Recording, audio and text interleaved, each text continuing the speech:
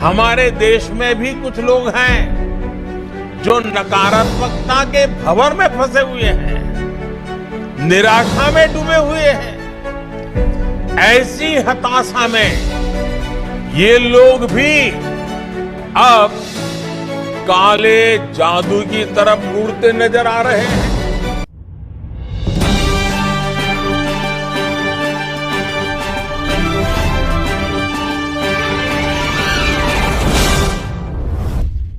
साथियों, आजादी के इस अमृत महोत्सव में आज जब देश तिरंगे के रंग में रंगा हुआ है,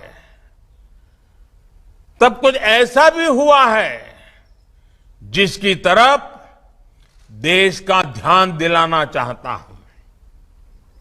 हमारे वीर स्वतंत्रता सेनानियों को अपमानित करने का, इस पवित्र अवसर को अपवित्र करने का प्रयास किया गया है।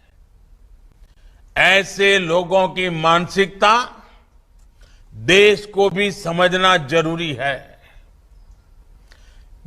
हम जानते हैं कभी कभी कोई मरीज अपनी लंबी बीमारी के इलाज से थक जाता है, निराश हो जाता है।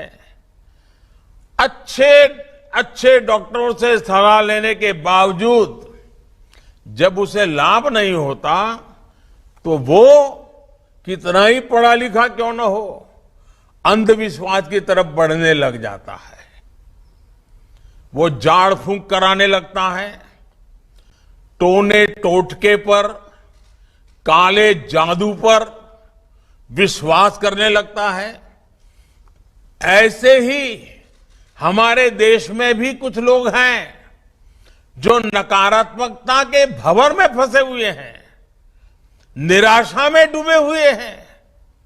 सरकार के खिलाफ झूठ पर झूठ बोलने के बाद भी जनता जनार्दन ऐसे लोगों पर भरोसा करने को तैयार नहीं है। ऐसी हताशा में ये लोग भी अब काले जादू की तरफ मुड़ते नजर आ रहे हैं। अभी हमने 5 अगस्त को देखा है कि कैसे काले जादू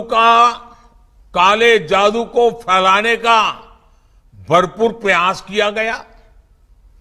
ये लोग सोचते हैं कि काले कपड़े पहनकर उनकी निराशा हताशा का काल समाप्त हो जाएगा, लेकिन उन्हें पता नहीं है कि वो कितनी ही झाड़ फूंक कर ले, कितना ही काला जादू कर ले, अंधविश्वास कर ले, जनता का विश्वास अब उन पर दोबारा कभी नहीं बन पाएगा।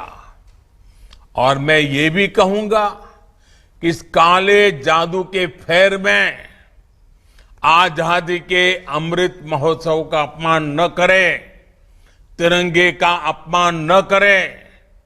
साथियों, कुछ राजनीतिक दलों की स्वार्थ नीति से अलग हमारी सरकार सबका साथ, सबका विकास, सबका विश्वास और सबका प्रयास के मंत्र पर काम करती रहेगी। मुझे पूरा विश्वास है कि विकास के लिए सकारात्मक विश्वास की ऊर्जा इसी तरह पैदा होती रहेगी।